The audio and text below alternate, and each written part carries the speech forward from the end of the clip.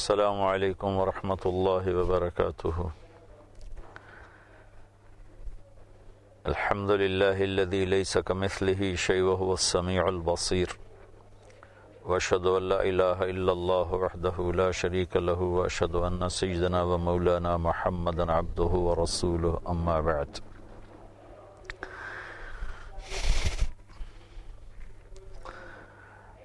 محترم سامعین،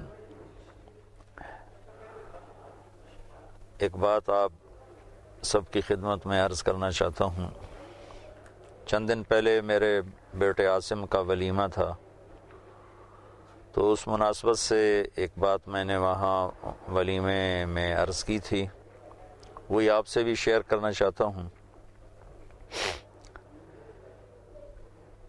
انسانی رشتوں میں جو سب سے اہم رشتہ ہے اور سب سے نازک رشتہ ہے اور سب سے بڑا رشتہ ہے، وہ میاں بیوی کا ہے۔ ہم یہ دیکھتے ہیں کہ اللہ تعالیٰ نے انسانیت کی ابتدا میاں بیوی سے فرمائی، آدم علیہ السلام اور حوا علیہ السلام، ان کا بنیادی رشتہ میاں بیوی کا قائم فرمایا۔ اس سے پھر آگے رشتے وجود میں آئے۔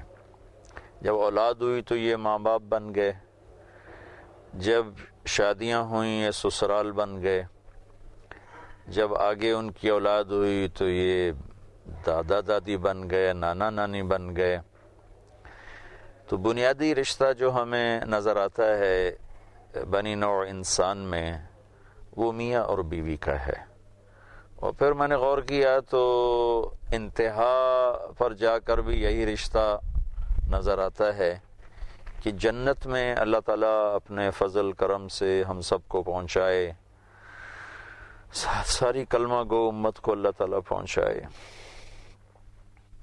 وہاں بھی جو زندگی کو اللہ تعالیٰ نے گھمایا ہے تو میاں بیوی کے گرد ہی گھمایا ہے کہ جنت میں ہر ایک اپنی بیوی کے ساتھ ہوگا اور ہر عورت اپنے خامند کے ساتھ ہوگی۔ ویسے تو آپس میں ملنا ملانا، قریب قریب رہنا سب کچھ ہوگا۔ جنات عدن يدخلونها ومن صلح من آبائهم وازواجهم وذرياتهم والملائكة يدخلون عليهم من كل باب۔ میاں بیوی، ماں باپ، بہن بھائی، بچے بچیاں، اولاد سب ساتھ ساتھ ہوں گے، قریب قریب ہوں گے، لیکن جو رہنے کی بنیاد ہے وہ ہر مرد عورت بطور میاں بیوی الگ الگ رہ رہے ہوں گے۔ تو ابتدا بھی میاں بیوی سے ہے اور انتہا بھی میاں بیوی سے ہے۔ اور بہت سے دنیا میں بغیر شادی کے فوت ہو جاتے ہیں، مرد بھی، عورت بھی، بچے بھی، بچیاں بھی۔ تو اللہ کے محبوب نے فرمایا، اللہ تبارک و تعالی، وہاں جو ان میں جنتی ہوں گے تو ان کا اپنی ثوابدید پر آپس میں ان کے نکاح ہوں گے، پھر ان کو اللہ تعالیٰ جنت میں داخل فرمائیں گے۔ تو ابتدائی رشتہ بھی میاں بیوی ہے اور انتہائی رشتہ بھی میاں بیوی ہے۔ اور یہ ان دو بنیادوں کو اس طرح اللہ تعالیٰ نے مضبوط فرمایا ہے کہ کسی بھی رشتے کی وجہ سے ان دو رشتوں میں نہ دراڑ پڑے، نہ آپس میں پھٹن ہو، نہ آپس میں اختلاف ہو، مخالفت، اختلاف رائے تو ہوتا ہے، آپس میں مخالفت یا نفرت یا لڑائی یا جھگڑا کسی شکل میں بھی کسی رشتے کو میاں بیوی کے رشتے میں داخل ہونے کی گنجائش نہیں دی گئی۔ تقدس سب کا ہے۔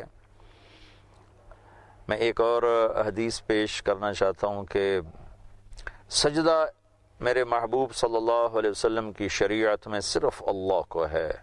وہ عبادت کا سجدہ ہو، وہ تعظیم کا سجدہ ہو، وہ صرف اللہ کو ہے۔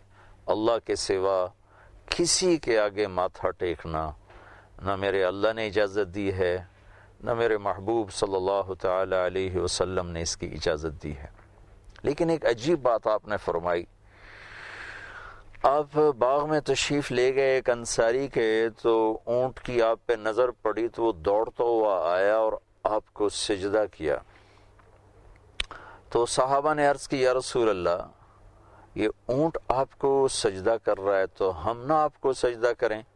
تو اس پر آپ نے فرمایا کہ میری شریعت میں اللہ کے سوا اور کسی کے لیے سجدہ جائز نہیں.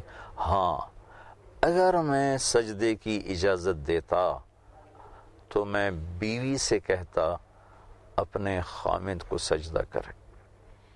اس کو آپ یوں بھی فرما سکتے تھے کہ میں اولاد سے کہتا ماں باپ کو سجدہ کرے، میں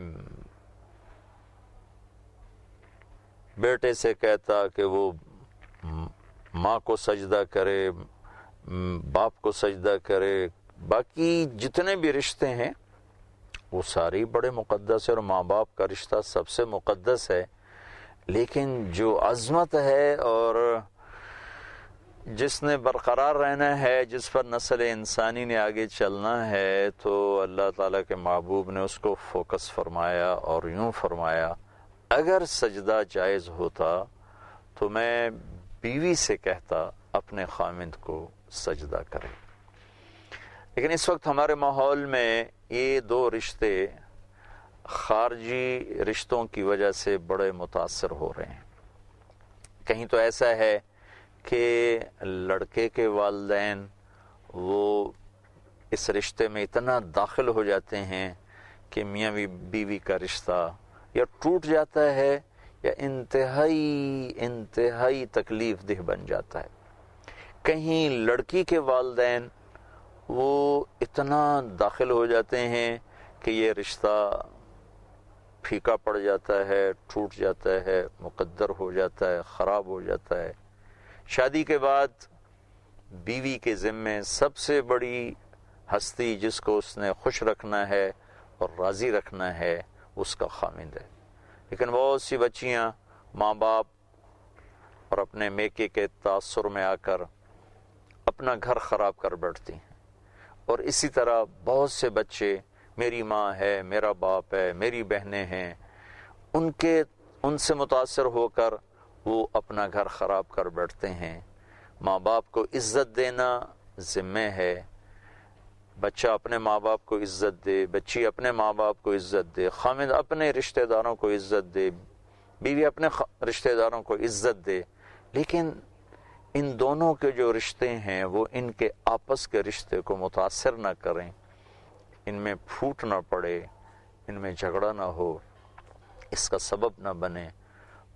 اور یہ بات میں بڑے دکھ سے کہتا ہوں کہ یہ سب کچھ میرے دیس میں ہو رہا ہے.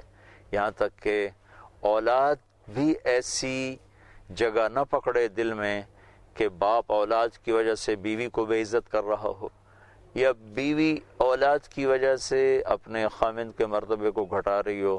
بہت سی مائیں اپنے بچوں کی محبت میں خامند کی حق تلفی کرتی ہیں، بہت سے والد اپنے بچوں کی محبت میں بیوی کی حق تلفی کرتے ہیں. ان دونوں کی بھی گنجائش نہیں ہے. بچے ماں باپ کی طفیل ہیں، ان کو اتنا اپنے رشتے میں داخل نہ ہونے دیا جائے جس سے میاں بیوی کا رشتہ ٹوٹ جائے یا اس میں کوئی کمی آئے یا اس میں کوئی تعلق کی خرابی آئے. اللہ تعالیٰ نے ایک گھر کو باقی رکھنے کے لیے سینکڑوں آیات اتاری ہیں.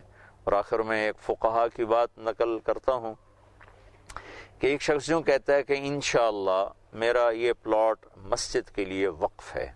وہ انشاءاللہ کہتا ہے، اگر اللہ چاہے. تو وہ فقہا فرماتے ہیں کہ ابھی اس کا پلاٹ وقف ہو گیا، ابھی یہ واپس نہیں لے سکتا. لیکن یہی شخص اگر یوں کہے کہ انشاءاللہ میری بیوی کو طلاق ہے، تو فقہا فرماتے ہیں کہ یہ طلاق نہیں ہوگی، چونکہ اس نے اس کو مشروط کیا ہے اللہ کی منشا کے ساتھ کہ اگر اللہ چاہے انشاءاللہ تو میری بیوی کو طلاق. اور اللہ ہرگز نہیں چاہتے کہ کوئی شخص اپنی بیوی کو طلاق دے، تو لہٰذا یہ طلاق نہیں ہوگی. اللہ کے محبوب صلی اللہ تعالی علیہ وسلم نے ارشاد فرمایا، علی طلاق سے بچنا. جب بے جا بغیر کسی سبب کے طلاق دی جاتی ہے تو اللہ کا عرش کانپ اٹھتا ہے. اللہ تعالیٰ اس رشتے کو اس رشتے کو اللہ تعالیٰ نے بہت خوبصورت بنایا ہے، اور میں اپنے سارے سننے والوں سے کہوں گا اسے خوبصورت بنانے کی کوشش کریں۔ دائیں بائیں رشتوں کی قدر اپنی جگہ پر ہے، لیکن وہ اتنے داخل نہ ہوں کہ میاں بیوی کی زندگی مقدر ہو جائے، خراب ہو جائے اور اس میں بدمزگی پیدا ہو۔ ایسا نہ ہونے پائے تو زندگی بہت خوبصورت ہوگی، اور آگے اولاد پر بھی اس کے اثر ہوں گے، دونوں طرف کے خاندانوں پر اس کے خوبصورت اثر پڑیں گے۔ اللہ تعالیٰ مجھے آپ کو عمل کی توفیق بخشے۔ السلام علیکم۔